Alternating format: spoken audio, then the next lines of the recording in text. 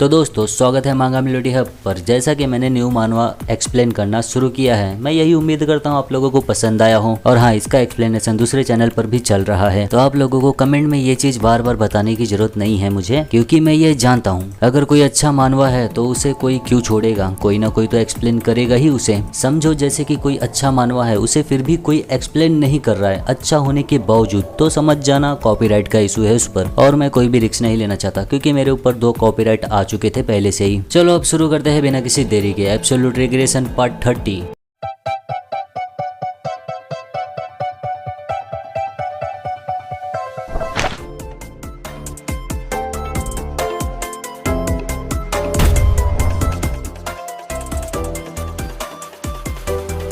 जियोम उस बुक को ले लेता है, दोनों जन उसी स्पेस में खड़े रहते हैं। न्योंग बोलता है, ऐसे गंभीर हालात में ये स्पेस तुम्हारी जिंदगी की रक्षा करेगा। जैसे ही तुम इस स्पेस में अपना पहला कदम रखोगे, वैसे ही तुम्हारा असली दुनिया से सारा प्रेजेंस गायब हो जाएगा। जियोम सोचता है, जैसा कि इसने कहा, space time transference illusion art, इसका इस्तेमाल कर सकते हैं किसी भी खतरे से बचने के लिए। जियोम देखता है न्योंग की तरफ, न्योंग का ध्यान जाता है जियोम पर, मगर कुछ बोलता नहीं। जियोम सोचता है, पहले तो मैंने हासिल किया material thunder bell great regression technique के लिए, उसके बाद ब्लड आई प्यूरिफिकेशन वाटर, और अब ये यहाँ तक कि space time transference illusion art भी। कहीं ऐसा तो नहीं मेरी किस्मत में ही है स्काई हेवन कल्ट लीडर से इस तरह से जुड़े रहने का। न्योंग देखता रहता है जियोम को। जियोम बोलता है, तुम्हारी चाहत क्या है? न्योंग ऐसे ही खड़े रहता है, फिर सामने की तरफ देखता है। सामने हवाएं तेज चलने लगती है, एक तूफान सा उठता है, काफी बड़ा रेतीला तूफान उठता है। न्योंग बोलता है, मैं अब इस धूल में सांस नहीं लेना चाहता। ये सुनकर जियोम सोचता है, तो सेंट्रल प्लान्स बड़ा करने के लिए। न्योंग बोलता है, पहला कदम लेने में अगर तुम मेरी मदद करोगे तो space time transference illusion art तुम्हारा हो जाएगा।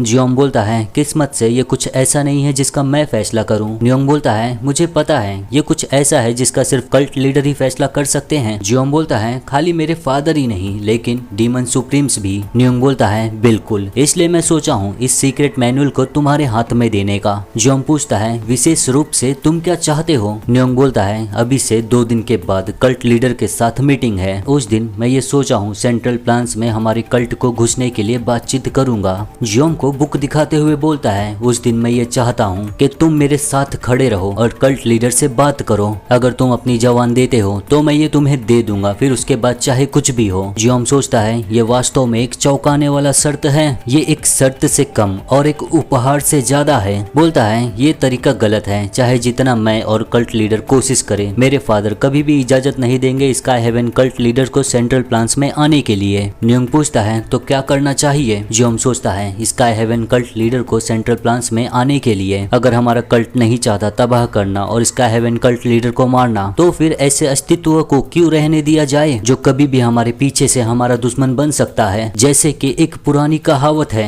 अपने दोस्तों को करीब रखो और अपने दुश्मनों को उससे भी ज्यादा करीब। उन्होंने स्काई हेवन कल्ट को अपने करीब और निगरानी में रखने का फैसला लिया होगा। न्योंग देखता रहता है जियोम को, बुक देते हुए बोलता है, फिर क्या इसके साथ मैं जवाब सुन सकता हूँ? जियोम देखता है, बोलता है, हाँ इतना काफी है। बुक लेकर सोचता है, ये आदमी ये फैसला करके आया था कि ये पक्का मेरी मदद लेगा। बोलता है, लेकिन अगर क्या हो मैं सिर्फ मैनुअल ले लूं और कुछ भी समाधान ना बताऊं? न्योंग बोलता है, तो फिर तुम ऐसे कल्ट लीडर बनोगे जिसका सबसे खराब संबंध रहेगा हमारे कल्ट के साथ और 8 ग्रेट डीमन सुप्रीम्स के साथ। नहीं, यहाँ तक के कल्ट लीडर के पद तक भी नहीं पहुंच पाओगे। ये सुनकर जियोम मुस्कुराता है, बोलता है, अगर स्काई हेवन कल्ट का इच्छा है सेंट्रल प्लान्स में आने का, तो तुम्हें वेस्ट इल्यूजन फोर्ट के उत्तराधिकार विवाद में हस्तक्षेप करना होगा। ये सुनकर न्योंग देखते ही रह जाता है। जियोम बोलता है, तब तक जब तक मरे हुए सोल एब्जॉर्बिंग सुप्रीम डीमन के सारे डिसाइपल्स को उसकी सच्ची विरासत पूरी तरह से विरासत में ना मिल जाए, मुझे यकीन है उन लोगों को तुम्हारी मदद चाहिए होगी। तुम्हें किसी ऐसे सक्सेसर को चुनना होगा जो तुम पर पूरी तरह से विश्वास करता हो और मार्शल आर्ट्स को सीखने के लिए तैयार हो। अगर तुम मास्टर बन जाते हो अगले सोल एब्जॉर्बिंग सुप्रीम डीमन का, तो तुम ऐसा सोच सकते हो तुम सेंट्रल प्लान्स में पहला कदम रख चुके हो। न्योंग ये सब सुनकर काफी सोचता है। फिर काफी समय के बाद देखते हैं सूरज ढल चुका रहता है। रात में हम देखते हैं न्योंग को चेयर पर बैठे बैठे काफी सोचता रहता है। कुछ ऐसा कोई मेरी चीज जो मुझसे ले लिया जाए, ये काफी थका देने लायक है। बेल के सामने जो बैठा रहता है गार्डियन उसे देखकर बोलता है, जैसा कि तुमने कहा था space time transference illusion art मैंने दे दिया है सेकंड यंग मास्टर को। मैं अब भी नहीं जानता कि ये सही फैसला था या नहीं। तभी गार्डियन बोलता है तुमने बढ़िया किया। न्यूंग चौंक जाता है ये सुनकर, देखता है उसे, सोचता है ज्यादातर ये बोलना शुरू करता है मुझे कोसते हुए। ये इतना अच्छे से क्यों बात कर रहा है आज, मुझे सावधान रहना चाहिए। ऐसे दिनों में श्राप आमतौर पर एक साथ में फूट पड़ते हैं। जब ऐसा होगा, यहाँ तक कि मैं भी सोचता हूँ कि एक बार में ही इसे मार दूं। बोलता है क्या तुम्हें पता है उसने क्या प्रस्ताव रखा था? गार्डियन बोलता है वो यही बोला होगा कि वेस्ट इल्यूजन फोर्ट के उत्तराधिकारी विवाद में हस्तक्षेप करो। ये सुनकर और भी ज्यादा चौंक जाता है न्यूंग। तुम्हें कैसे पता ये? गार्डियन बोलता है क्योंकि ये सही है, ये सबसे अच्छा तरीका है। न्यूंग बोलता है तो तुम पहले से ही जानते हो? कैसे? अगर तुम तरीका जानते थे तो तुमने मुझे बताया क्यों नहीं? क्यों मुझसे कहा कि space time transference illusion art उसे दे दूं? न्यूंग के सवालों का जवाब गार्डियन कुछ भी नहीं देता, वैसे ही बैठे रहता है। न्यूंग चिल्लाता है फिर इतना कीमती मैनुअल क्यों दिया?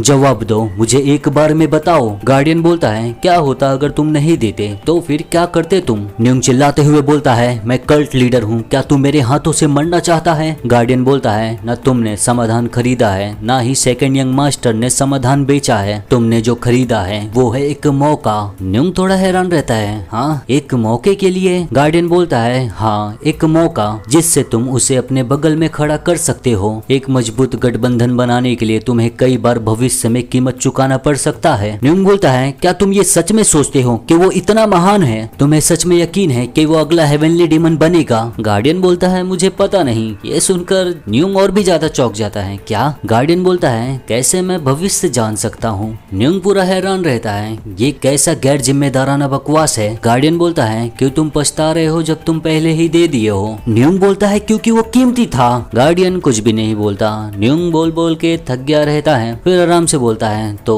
अब मुझे क्या करना चाहिए? गार्डियन बोलता है उससे दोस्ती करो और जैसा वो कहे वैसा करो। एक पल के लिए सोचता है न्यूंग, बोलता है नहीं, जैसा तुम कहोगे वैसा मैं करता हूँ। हमें नहीं पता कैसा भयानक उसका लक्ष्य हो। वैसे ही गार्डियन चिल्लाकर बोलता है बहुत हो गया। न्यूंग चौंक जाता है, समझ नहीं पाता अचानक से क्या हुआ। गार्डियन बोलता है तू मूर्ख, तूने पहले ही तोहफा दे दिया है और तुझे इतना अनुकूल प्रतिक्रिया मिला है तो तुझे मान लेना चाहिए कि तूने गति पकड़ा है। इसकी जगह क्यों तू मूर्खों की तरह शक कर रहा है? इसी तरह तू मरेगा ऐसे बेमतलब का शक करते हुए। क्या तू उन लोगों का सामान्य विशेषता जानता है जो मुरिम में बेमतलब का मौत मरते हैं? न्यूंग शांति से खड़ा होकर देखता रहता है, बोलता है क्या है वो? गार्डियन बोलता है वो लोग अपना दिमाग चलाना भूल जाते हैं जब उन्हें चलाना होता है और तब चलाते हैं जब उन्हें नहीं चलाना होता। जब उन्हें विश्वास करना चाहिए तब वो लोग मरते दम तक विश्वास नहीं करते, लेकिन जब उन लोगों को शक करना चाहिए तब वो लोग मूर्खों की तरह विश्वास कर लेते हैं, इसलिए उन लोगों का मौत होता है। ये सब सुनकर न्यूंग बोलता है ओ। फिर अपनी उंगलियों से गिनती गिनता है गार्डियन के सामने उसे दिखाते हुए। ऐसा इसलिए ताकि गार्डियन को पता चले कि उसने कितनी बार उल्टा सीधा बोला है। मगर ये देखकर गार्डियन फिर बोलता है क्या तू अब भी अपनी उंगलियों से गिनती गिन रहा है? रुक जा, इससे पहले मैं उन उंगलियों को काट दूं। आज के लिए गिनती मत गिन और कोई और सवाल नहीं। अगर तू सच में मुझे मारना नहीं चाहता तो तू अपना मुंह बंद रख। ये सब सुनकर न्यूंग सोच में पड़ जाता है, वैसे ही खड़ा रहता है। फिर इल्यूजन आर्ट का इस्तेमाल करता है गार्डियन के लिए। स्पेस क्रिएट करता है, ऐसा स्पेस जिसे गार्डियन को बहुत ही ज्यादा पसंद है। गार्डियन का मन शांत हो जाता है, हल्का सा मुस्कुराहट आता है उसके चेहरे पर। फिर न्यूंग को प्यार से बोलता है कल्ट लीडर क्या चीज आपको दिक्कत दे रहा है, बस मुझे बताओ। न्यूंग उसे देखते ही रह जाता है। और अब हम देख रहे हैं जियोम के घर पर। जियोम जमीन पर बैठकर ट्रेनिंग करता रहता है, मेडिटेशन करता रहता है। उस मैन्युअल का जो न्यूंग उसे दिया रहता है, एक डार्क सा एनर्जी उसके अंदर से निकलता रहता है, उसके पसीने छूटते रहते हैं। मगर जियोम रुकता नहीं, लगातार कोशिश करता रहता है एक स्पेस क्रिएट करने का। उसके अंदर से और डार्क एनर्जी निकलने लगता है। फिर धीरे धीरे वो एनर्जी चारों तरफ फैलता है और उसके अगल बगल की चीजें गायब होने लगती हैं। जियोम अपनी आंखें बंद किया रहता है, धीरे धीरे खोलता है तो उसके अगल बगल सब कुछ सफेद हो जाता है। जियोम एक स्पेस क्रिएट कर दिया है सोल एब्जॉर्बिंग सुप्रीम डीमन की तरह। सोचता है सफल रहा। पूरे 4 घंटे लगे हैं space time transference illusion art को डिप्लॉय करने में। स्काई हेवन कल्ट लीडर ने कहा था कि किसी प्रतिभाशाली को भी कई दिन लग जाते हैं, लेकिन मैं स्पेस क्रिएट कर पाया इतने कम समय में, और मैं तब तक समय कम करता रहूंगा जब तक मैं आसानी से सोल एब्जॉर्बिंग सुप्रीम डीमन की तरह और the sky heaven cult leader की तरह कर नहीं लेता।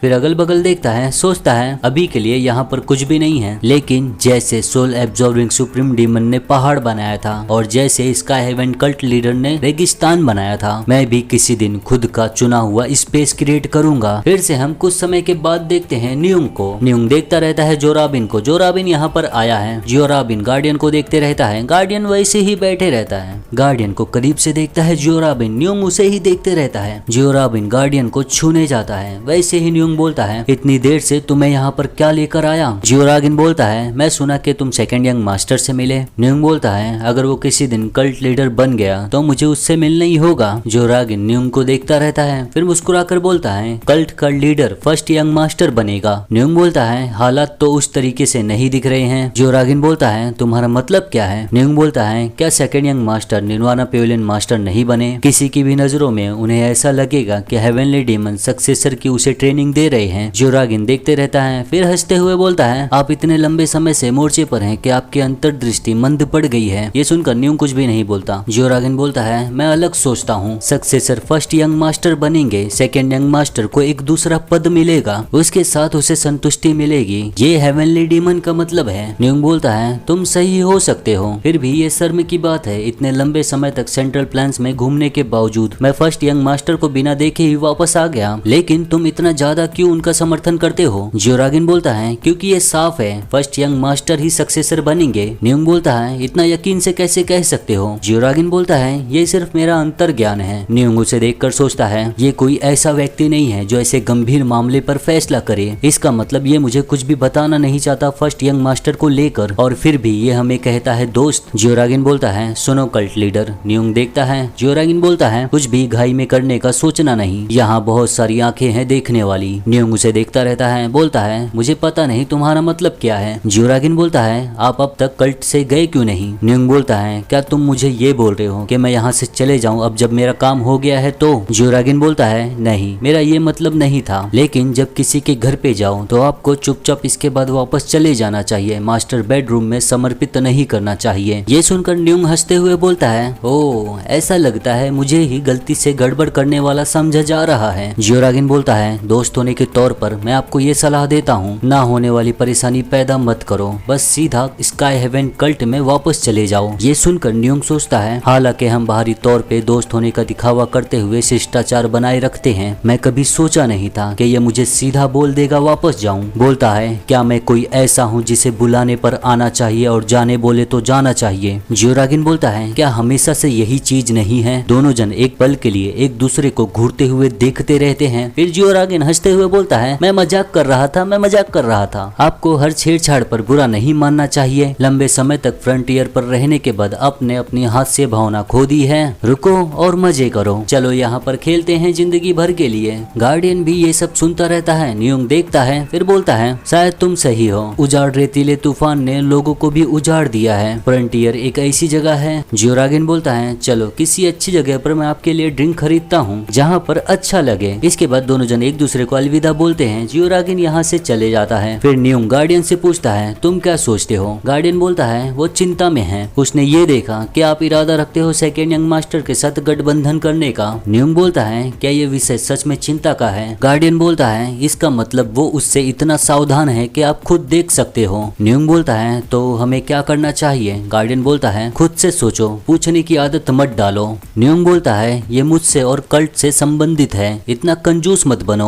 गार्डियन सुनने के बाद चिढ़ते हुए अपनी जंजीरें दिखाता है। न्यूंग और दोबारा एक स्पेस क्रिएट करता है जो गार्डियन को बहुत ज्यादा पसंद है। बहुत ही ज्यादा खुश हो जाता है। न्यूंग चाबी से उसका जंजीर खोलता है। बोलता है, तुम्हें ये जगह इतना ज्यादा क्यों पसंद है? गार्डियन देखता रहता है, फिर नजरें झुकाता है। कल्ट लीडर को पूरे दिन के लिए जंजीर में जकड़े रहना चाहिए, चलो एक दिन के लिए भूमिका बदलते हैं। न्यूंग बोलता है, नहीं जाने दो। गार्डियन बोलता है, डिमोनिक बुद्धा आपको वापस घसीटने के लिए कुछ भी करेगा। न्यूंग बोलता है, वो शायद से अपने कल्ट के लीडर को लाभ के रूप में इस्तेमाल करेगा। क्या करना चाहिए हमें? यह हमारे पास मौका है कदम रखने का सेंट्रल प्लान्स में। गार्डियन बोलता है, जाओ सेकंड यंग मास्टर से पूछो कैसे यहाँ पर रुके, वो मेरे हिसाब से तरीका बताएंगे। न्यूंग बोलता है, क्या तुम पहले से ही तरीका नहीं जानते? गार्डियन बोलता है, भले ही तुम ये करो, जवाब मिलने से पहले तुम्हें एक उपहार देना होगा। न्यूंग बोलता है, मैं समझ नहीं पा रहा हूँ, मुझे सेकंड यंग मास्टर के पीछे इतना क्यों लगना चाहिए? गार्डियन बोलता है, और कौन पीछे लग सकता है? ये सुनकर न्यूंग सोचता है, हेवनली डेमन मुझे पसंद नहीं करते और फर्स्ट यंग मास्टर को समर्थन है डिमोनिक बुद्धा का और दूसरे डेमन सुप्रीम्स का। खाली ब्लड हेवन शॉर्ट डेमन खुलेआम सेकंड यंग मास्टर के साथ गठबंधन में है, बाकी सारे सारे लोग शांत है और ये यकीन करते हैं कि फर्स्ट यंग मास्टर सक्सेसर बनेंगे। गार्डियन बोलता है अगर आप उस पर भरोसा नहीं करना चाहते तो फिर फ्रंटियर पर ही छुपे रहो और जब बुलाया जाए तब आओ, जब वापस भेजा जाए तब चले जाओ। आप इस तरह से आराम की जिंदगी जी सकते हो। न्योंग सुनकर बोलता है ऐसे शब्दों से मेरे अभिमान को मत भड़काओ। गार्डियन बोलता है इस लड़ाई को जीतने का तरीका बहुत आसान है, समझदारी से चुनाव करो और अंत तक विश्वास करो। आसान है ना? इतना आसान है कि अभ्यास करना भी मुश्किल है, लेकिन हारने वाले को कभी इस चीज का एहसास नहीं होता कि जीत सिर्फ उनको मिलता है जो इन सब चीजों का पालन करता है। न्योंग बोलता है बहुत बकवास हो गया, बहुत लेक्चर्स हो गया। गार्डियन बोलता है अगर हम इन प्रिंसिपल्स के साथ नहीं चल सकते तो डिमोनिक बुद्धा जो बोला वही करो, हमें वापस चलना चाहिए। ये सुनकर गुस्सा हो जाता है न्योंग, चिल्लाकर बोलता है मैं सब कुछ देना नहीं चाहता सेकेंड यंग मास्टर को। सच में ऐसा लगता है बेकार है, सब कुछ सच में बेकार है। मैं अभी भी पछता रहा हूँ space time transference illusion art को देकर। मैं रात में सो नहीं पाता ये सोचते हुए कि कैसे मैं नहीं दिया होता उसे। गार्डियन बोलता है ऐसा इसलिए क्योंकि आप संकीर्ण सोच वाले हो और लालची हो।